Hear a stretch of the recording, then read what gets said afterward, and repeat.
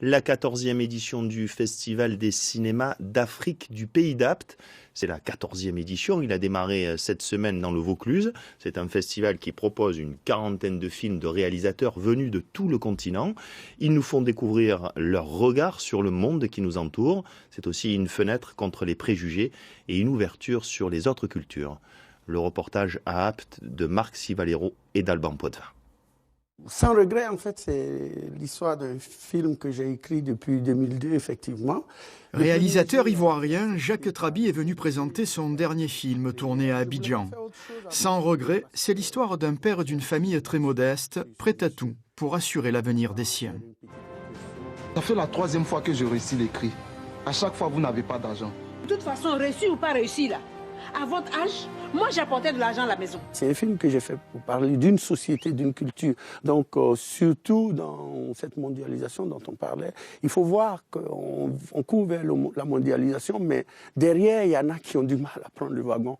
Et c'est pour moi, il faut que d'autres le sachent.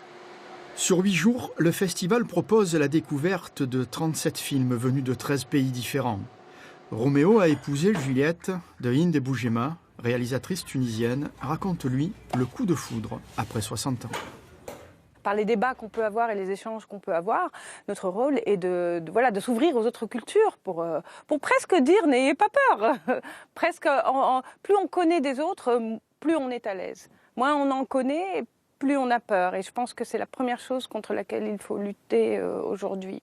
Créé il y a une quinzaine d'années, le festival s'appuie essentiellement sur une équipe de bénévoles. Et à chaque édition, près de 6000 personnes répondent présents. Ça ouvre un peu l'esprit, ça nous permet à la fois de relativiser les choses, pas longtemps, parce qu'après on retrouve la vraie vie. Mais pendant un moment, on se dit que peut-être on est moins malheureux que ce qu'on pense globalement dans les pays occidentaux. J'avais des avis un peu, parfois des préjugés, comme tout le monde. Et en voyant ça, j'ai appris plein de choses. J'ai appris ce que c'était la population africaine dans différents pays, les différentes situations, le contexte, la politique, l'histoire. À Arlit, depuis 1976, Areva exploite de l'uranium exporté vers la France. Il y a 40 ans, la création d'emplois et l'extension d'une ville nouvelle ont attiré des centaines de Nigériens qui voyaient là la possibilité d'une vie meilleure.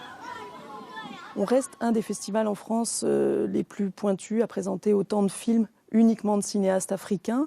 Donc maintenant, on a beaucoup de professionnels qui viennent, même d'Europe. Là, on a un festival d'Allemagne qui est là cette année pour venir sélectionner des films.